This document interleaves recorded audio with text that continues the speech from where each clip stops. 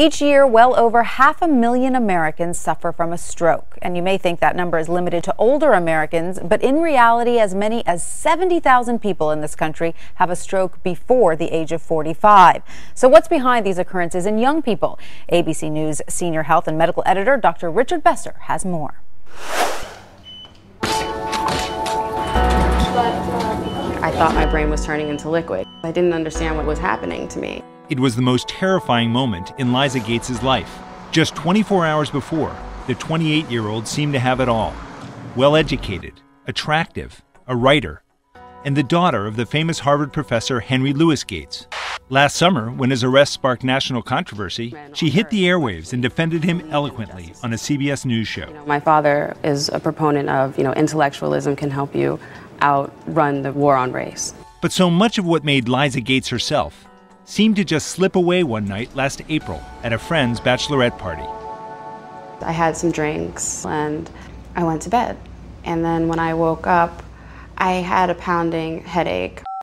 I went to get my phone and I realized that I didn't know the letters or the corresponding numbers on my phone. They just looked foreign to me.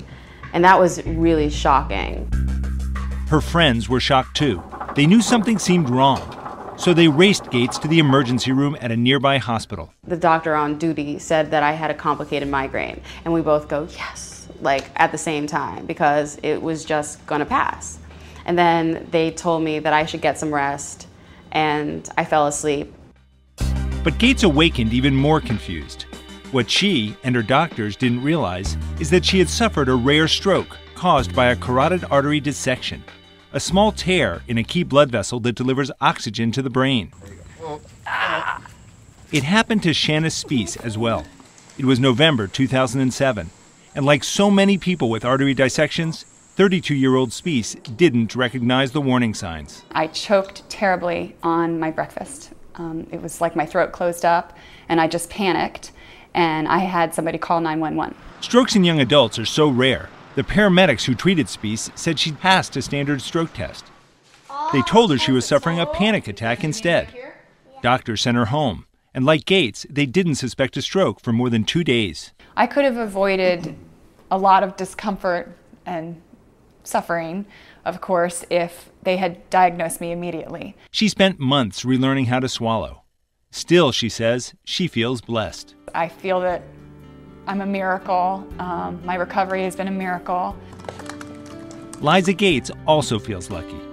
Her doctors thought she might not talk in sentences for a year. And while she has amazed everyone, she still frustrates herself. You have such small times to communicate your feelings.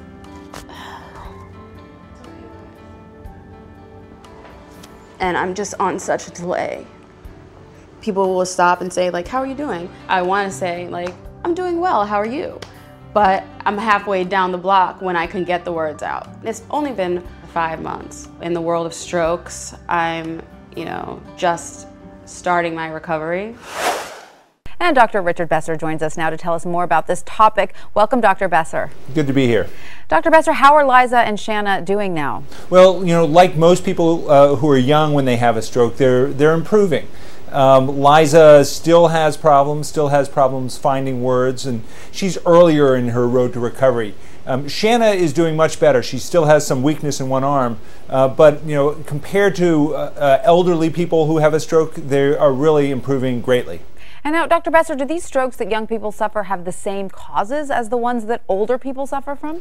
They really don't. When you think about stroke in the elderly, it's primarily a problem of hardening of the arteries or arrhythmias in the heart.